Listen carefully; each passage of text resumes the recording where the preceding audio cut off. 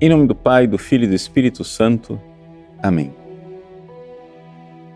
Inspirai, o Senhor, as nossas ações e ajudai-nos a realizá-las, para que em vós comece e para vós termine tudo aquilo que fizermos por Cristo, Senhor nosso. Amém. Santa Maria, Mãe de Deus, rogai por nós. Em nome do Pai, do Filho e do Espírito Santo. Amém.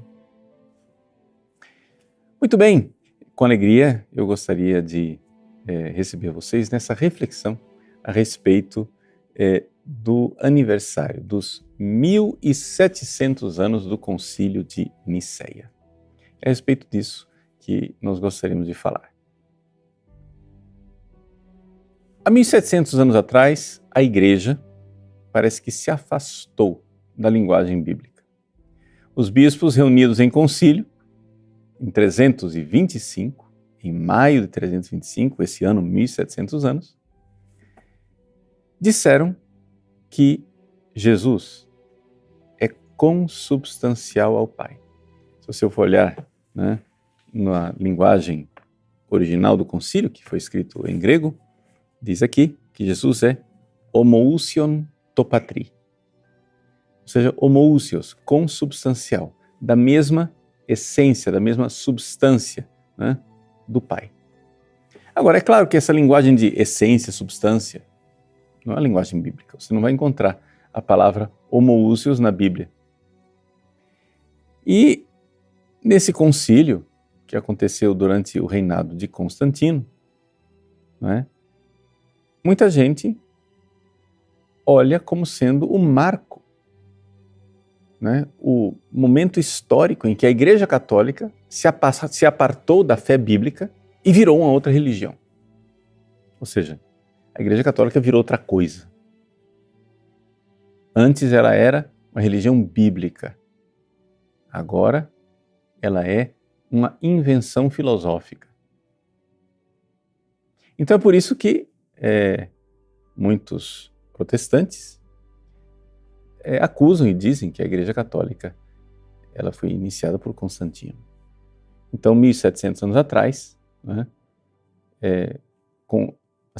comemorar o concílio de Nicéia significaria celebrar o fato de que a Igreja Católica foi inventada há 1700 anos atrás, em que ela foi cooptada, aquela fé bíblica, que se exprimia sempre naquela linguagem hebraica, aquela coisa meio um patuá, um dialeto bem bíblico, bem hebraico, bem ligado àquela cultura, agora se abre para uma outra cultura, a cultura greco-romana.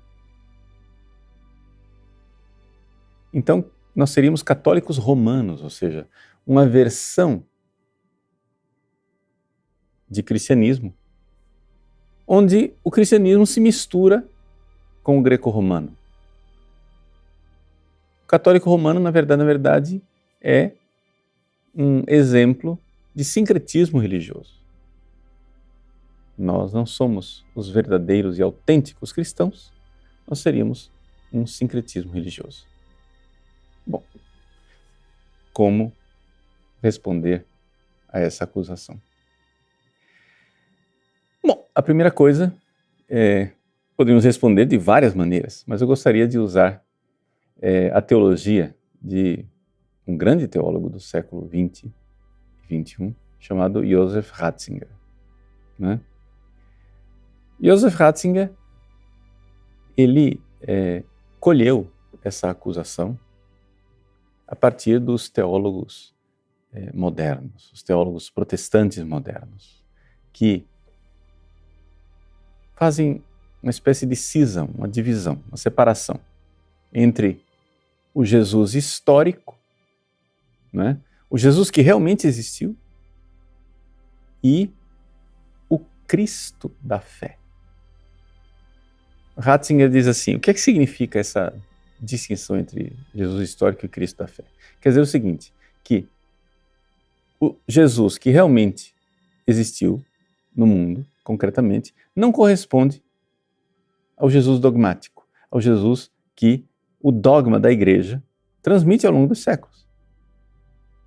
que Jesus aconteceu, aí veio a igreja. E a igreja foi inventando um Jesus. E esse movimento ao redor de Jesus, dizem esses teólogos liberais modernos, esse movimento ao redor de Jesus já estava contaminado de catolicismo desde o início. Não precisou esperar Constantino em 325. Porque desde o início já havia um Frühkatholicismus. Essa expressão que é usada por Adolf von Harnack, né? O Harnack, ele diz assim, se você for olhar a teologia do Novo Testamento, você pega a Bíblia mesmo, no seu original, você vai ver que já na Bíblia já tem ali conteúdo greco-romano. Então, nós precisaríamos entender que o que está escrito na Bíblia é a expressão do Cristo da fé. Mas nós, que não queremos entrar nesse sincretismo católico, nós precisamos ir lá e de alguma forma, destrinchar e arrancar o Jesus histórico que está lá. Né? Encontrar esse Jesus histórico que estaria, né, escondido debaixo dos escombros das ruínas do Novo Testamento. Quem foi Jesus? Como ele existiu de verdade? Fora destas manias greco-romanas. Então, daí a gente vê o protestantismo liberal. Né? Desse protestantismo liberal surgem então dois tipos de cristologia. Uma cristologia que leva em conta os dogmas, né? Que o Pannenberg, o Wolfhard Pannenberg, chama de cristologia do alto, porque é uma cristologia que supõe que Jesus é o Logos, que Jesus é o Filho de Deus, etc. e tal. Você parte de uma filosofia metafísica que não tem nada a ver com o Jesus que aconteceu aqui de verdade, né? Eine Christologie von oben, do alto. Ou então, você faz um projeto de uma Christologie von unten, uma cristologia de baixo, que parte dos dados históricos do Cristo, que a gente não prefere não chamar mais de Cristo, mas chamar de Jesus, para distinguir. Né? Então, essa distinção entre esses dois personagens, Jesus, Cristo, o Cristo da fé e o Jesus histórico. Né? Como sair dessa encrenca? Bom, na realidade, a encrenca, quem tem é o pessoal liberal. Por quê? Porque esse projeto, lá no final do século XIX, quando eles tiveram essa sacada, vamos nos livrar do catolicismo de uma vez por todas, vamos tirar tudo aquilo que é greco-romano e ficar com Jesus histórico, né? Eles se meteram numa encrenca horrível. Por quê? Porque você vê os esforços das pessoas, né, de encontrar o Jesus histórico, e você vê que a coisa, no fundo, é impossível.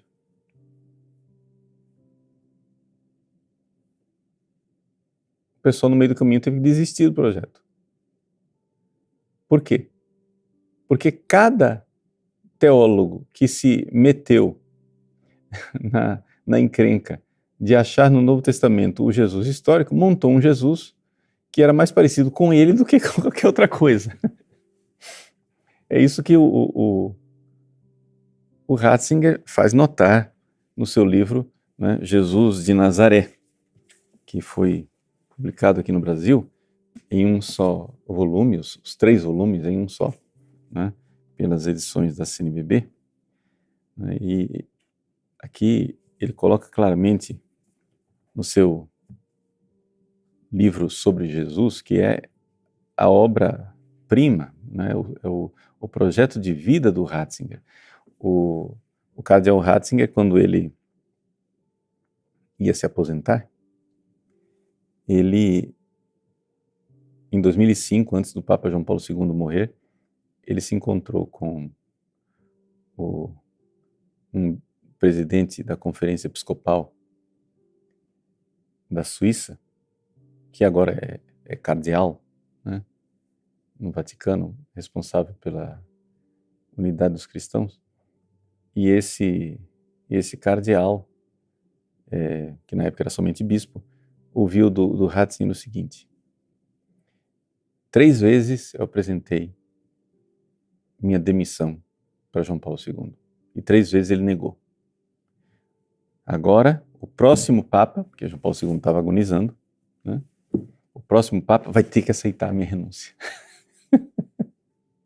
E eu voltarei para a Alemanha para escrever o meu Jesusbuch, o meu livro sobre Jesus. Então, esse livro, Jesus von Nazareth, Jesus de Nazaré, do Ratzinger, é a obra da sua vida. É o que ele queria escrever como aposentado, como coroamento da sua vida. E é uma resposta, não é? Sobre por que é que Jesus, como ele de fato, historicamente, né, passou por esse mundo, é o mesmo Cristo da fé. É idêntico. É a mesma pessoa. E como é que a gente sabe disso, senhor Joseph Ratzinger? Né? Ele diz, olha, é o seguinte, se você for olhar, né, diz ele no livro Jesus de Nazaré, se você for olhar as pesquisas históricas, você vai encontrar uma coisa que é unânime. Por exemplo, o Joaquim Joachim Jeremias, é um teólogo protestante, né? Está aqui em português, Estudos do Novo Testamento. Né? O Joaquim Jeremias, ele fez estudos, né? Aqui ele tem vários artigos, vários livros que falam desse mesmo assunto, mas só para você ter acesso em língua portuguesa, né? Nesses estudos, tem um estudo sobre o Abba, Pai. E ele mostra claramente como o fato de Jesus ter chamado Deus de Abba, Pai, é um unicum, é uma coisa única. É uma coisa assim, é uma descontinuidade com toda a história que veio antes. E que não há dúvida nenhuma de que o Jesus histórico, Jesus que passou nesse mundo, tinha um relacionamento com Deus onde ele chamava Deus de Abba, Pai, de tal forma que Jesus, recorda o Ratzinger, não é filho de Deus. Calma. Essa palavra filho de Deus, ela pode ser interpretada de muitas maneiras. Porque religiões falam de filhos de Deus. Aqui, o Abba, Pai, mostra que Jesus é o Filho. O Filho único, para usar a palavra que está no Novo Testamento, o monogenes, o unigênito. Ele é o Filho de Deus. E Jesus historicamente tinha consciência de que ele era filho como ninguém mais era filho. E não há dúvida disso. Porque ninguém inventaria essa loucura, não é? E Jesus aqui se apresenta verdadeiramente. Você vai nas fontes mais antigas e você vê claramente que Jesus, ele se apresenta como o Filho de forma única. Então, quando o Concílio de Nicéia, diz o Ratzinger, usa a palavra consubstancial ao Pai, dizendo que Jesus é consubstancial ao Pai, o Concílio de Nicéia está simplesmente colocando em linguagem filosófica a palavra filho, dizendo que ele é o Filho.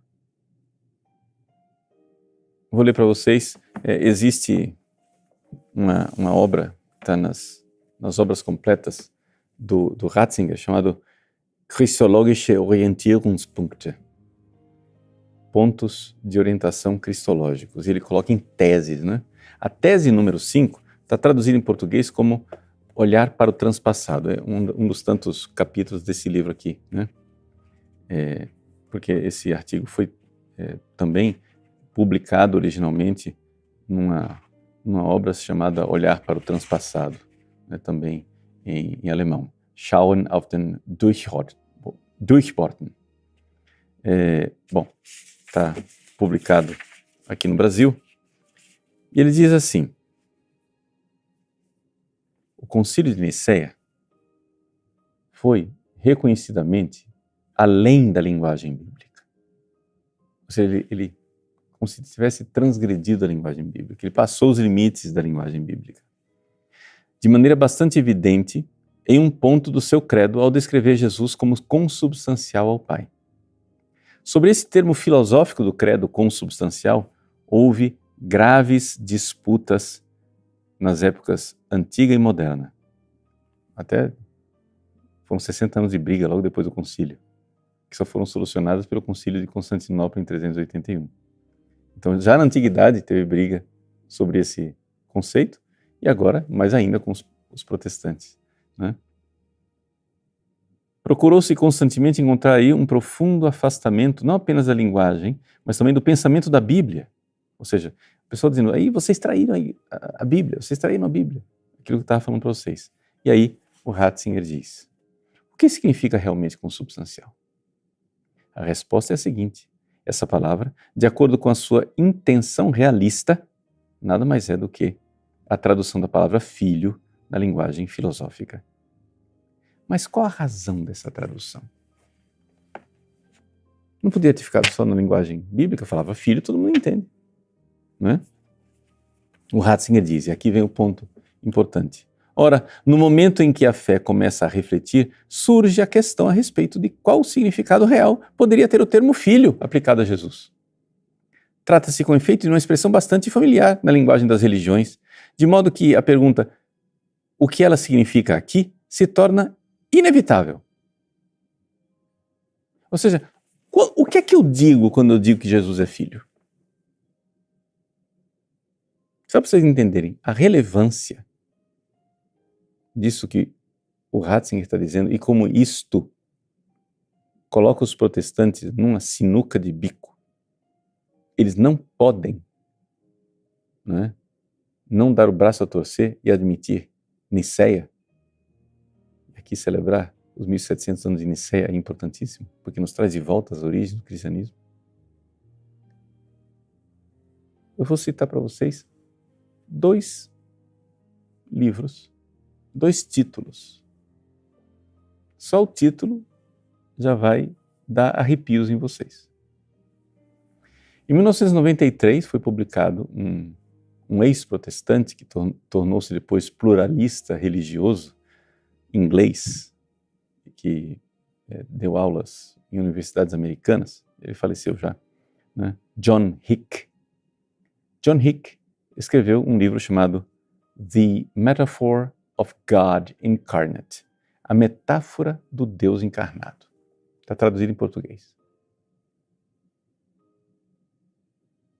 Só o título já disse tudo. Ou seja, Deus não se encarnou. Jesus não é Deus de Deus, luz da luz, Deus verdadeiro de Deus verdadeiro. Jesus não é o Filho de verdade. Jesus é o Filho metaforicamente. É poesia. É sentimento religioso. Se sentir filho de Deus. Então, a característica básica de Jesus é de ele ter se descoberto como filho. Então, foi uma sacada. Jesus foi batizado. Na hora que João Batista jogou água na cabeça dele, ele então teve um êxtase, arrebatamento religioso e descobriu que ele era filho de Deus. Isso seria, digamos assim, o cristianismo. Outro livro. No caso aqui, um padre católico, jesuíta, que recebeu uma advertência do Santo Ofício na época do Ratzinger. Quando Ratzinger era cardeal, em 2004. Esse jesuíta chama-se Padre Roger Haidt. H-A-I-G-H-T. Ele escreveu Jesus, Symbol of God. Jesus, símbolo de Deus. Não precisa dizer mais nada, né? Só de dizer o título você já entendeu. Você não precisa nem ir lá no site do Vaticano ver o que a Congregação da Doutrina da Fé diz a respeito desse livro. O padre Roger Haidt respondeu às objeções da Doutrina da Fé. A Doutrina da Fé considerou que não eram respostas suficientes, né? E então fez a notificação em 2004. Ele não voltou atrás. Em 2009 ele foi cassado e foi tirado a ele a permissão de lecionar teologia católica. Né? O padre Roger Haidt ainda está vivo. Ele é famosamente direto aluno do famoso teólogo, também ele bastante liberal, controvertido, dominicano, Frei Eduardo Schillebeeckx, né? Então, é um jesuíta aluno de um dominicano, né? Que em si mesmo já mostra muitas coisas, assim, como a igreja dá voltas. Mas tudo bem. Então, vejam a importância de Nicéia. Quando Nicéia diz Jesus é homoousios, Jesus é consubstancial ao Pai, né? Como traduz o Ratzinger no seu Gesammelte Schriften, né? Gleich wesentlich, de igual essência, equiessencial ao Pai. Dizer que Jesus é consubstancial ao Pai é dizer que, quando eu digo que ele é o Filho, não é uma metáfora, não é símbolo. E vocês vejam como o pessoal está forçando a barra, e essa forçação de barra ela tem um endereço, chama-se pluralismo religioso. Por quê? Porque se Jesus é Deus que se fez homem, o cristianismo tem uma coisa que nenhuma outra religião tem. Não dá para você colocar o cristianismo no panteão das religiões, lá nas Nações Unidas, no mesmo nível, né? Você tem que simplesmente dizer que os seres humanos não conseguem acessar Deus, né? É um kantismo, filosoficamente, Immanuel Kant. A mente humana, quando ela como ela funciona na base de categorias, quando ela vai acessar o ser das coisas, ela fica confusa e obnubilada. Então você não consegue acessar Deus, você consegue só acessar categorias de Deus, consegue né, expressões de Deus que estão aqui na história. Então, o que acontece? Resumo da ópera. Você não tem uma religião. Existe Deus inacessível, uma espécie de agnosticismo. Existe crença, ou seja, o esforço humano de tentar as apalpadelas encontrar Deus, mas não existe fé. Ou seja, não existe Deus que realmente se revela e vem aqui, como diz a Dei Verbum, no Vaticano II. Jesus é a revelação de Deus, porque ele é o próprio Deus. Jesus é o mensageiro e a mensagem. Jesus é o Filho. Então, quando o Concílio de Nicéia afirma que Jesus é homoúsios, ele está pegando a linguagem bíblica do Filho, do Abba, Pai, e está colocando na solidez ontológica e dizendo, não é de brincadeira. Ele não é o filho de faz de conta. Ele é consubstancial. Então, nesse sentido, o Concílio de Nicéia salvou a fé católica. Salvou, aspas, a mensagem de Jesus, porque a mensagem de Jesus, a principal mensagem de Jesus é Jesus. A principal mensagem é que Deus veio. E, portanto, nós temos algo que as outras religiões não têm. E que uma vez que você descobriu essa verdade de fé, você deve aderir a ela. E Jesus, Deus encarnado histórico, continua presente na sua igreja, na sua única, una sancta, Igreja Católica.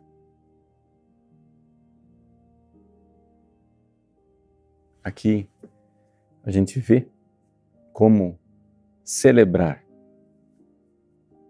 os 1700 anos do Concílio de Nicéia é um acontecimento extraordinário para nós católicos. Porque o Concílio de Nicéia é tudo o contrário daquilo que dizem seus acusadores. O Concílio de Nicéia não apartou a Igreja de Jesus, mas ancorou a Igreja em Jesus. De tal forma que quem vive sem esta âncora termina como estão terminando os nossos pobres irmãozinhos protestantes. Desorientados, perdidos em metáforas, perdidos, né, sem a consistência ontológica de dizer não. Ele é verdadeiramente Deus na nossa fragilidade humana, na nossa carne. Et homo factus est. Kai sarx egeneto. Ele se fez homem. Essa é a grande verdade da fé. Então, o Jesus histórico é o Cristo da fé. Ele é Jesus Cristo. E a gente só consegue enxergar isso tendo uma profunda fé católica, mas também sem ter medo de nos abrirmos, como fez o Ratzinger, ao diálogo com os teólogos modernos para apresentar ao homem moderno as razões da nossa fé. Então, nos alegremos como católicos de celebrar esses 1700 anos do Concílio de Nicéia. Não somente isso, enxergar, não é, que existe aqui um veio para a nossa espiritualidade. Até aqui eu ilustrei você culturalmente, né? Mas o Novo Testamento não fala somente de Jesus referindo-se a Deus como seu Abba, Pai. O Novo Testamento também nos diz que Jesus quer nos dar o acesso a essa experiência. Então, quem me chamou a atenção para esse aspecto da teologia do Ratzinger foi um padre jesuíta. Encontrei na internet um artigo que é citado aqui na introdução a esse olhar para o transpassado. Mas se você procurar na internet, você vai encontrar o artigo do padre Uribarri, um jesuíta espanhol. La oración de Jesús, según Joseph Ratzinger, teólogo y papa, líneas maestras de una cristología espiritual. Por que ele chama a cristologia de Ratzinger de cristologia espiritual? Porque ela parte da oração de Jesus. Jesus rezando. Jesus no momento mais dramático da sua vida, na paixão. Ali é mostrada toda a densidade ontológica da sua filiação divina. É na oração de Jesus, na consciência de Jesus, rezando, que a gente vê a identidade de Jesus. Você vai dizer assim, mas padre, a teologia tradicional, não precisa nada disso. A teologia tradicional, Jesus tem a visão beatífica, ele está vendo Deus face a face. Sim, eu não nego isso, mas acontece o seguinte, que Jesus aqui na vida tivesse a visão beatífica, isto é uma dedução teológica. Que Jesus tenha rezado, isto é uma certeza inquestionável. E havia essa realidade, que embora Jesus estava vendo Deus face a face, ele mesmo assim rezava. Esse ano nós estamos no ano dedicado a São Lucas, e São Lucas é o evangelista da oração de Jesus. 8 vezes ele lembra Jesus rezando nos momentos mais importantes, nos momentos mais cruciais da vida. Jesus reza, reza, reza, reza. Para chamar os apóstolos, para a transfiguração. Na hora do batismo, Jesus reza. Né? Toda hora Jesus reza. E Jesus que rezava com esta, chamando Deus de Pai. E aqui que está a maravilha. Jesus quer que nós participemos disso. Não idêntico a Ele, é evidente. É por isso que no Evangelho de João, Jesus diz, meu Deus e vosso Deus, meu Pai e vosso Pai. Por quê? Porque o jeito de Jesus ser filho não é o jeito que nós somos. Jesus é o Filho. Nós somos filhos no Filho. Filhos porque o Espírito Santo nos une a Ele. E então, quando o Espírito Santo nos une a Jesus, nós podemos também dizer, como diz São Paulo aos Gálatas, Abba, Pai. O Espírito Santo nos dá o coração de Jesus para podermos dizer o que Ele diz. Nos une ao coração dele para podermos rezar como Ele reza. E isso é de uma importância extraordinária para a nossa vida espiritual. Então, não somente o dogma, né, foi garantido por Nicéia, também a nossa vida espiritual recebe daí uma luz, uma força, né, uma graça atual. Se nós meditarmos isso, nós receberemos as graças atuais que nos levam a viver. Santo Inácio de Antioquia, na sua carta aos Romanos, antes de morrer, sabendo que ele está indo para Roma para ser devorado pelas feras, ele diz, sinto em mim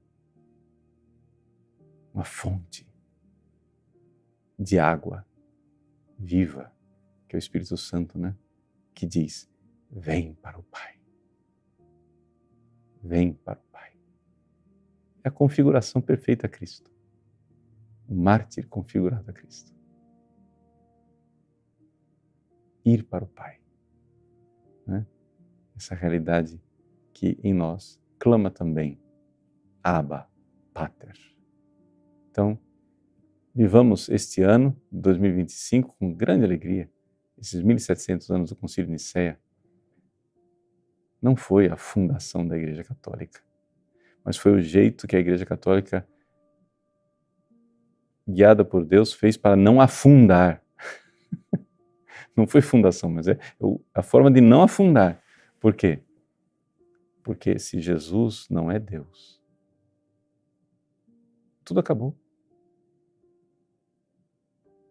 Ele é Deus. Mas porque Ele é Deus, nós somos felizes e alegres de professar a fé como Nicéia e dizer sempre, todos os dias, olhando para o sacrário, Deus de Deus, luz da luz, Deus verdadeiro de Deus verdadeiro, gerado, não criado, consubstancial ao Pai, e por nós homens e para nossa salvação, desceu dos céus e se encarnou da Virgem Maria. Deus abençoe você. Em nome do Pai, do Filho e do Espírito Santo. Amém.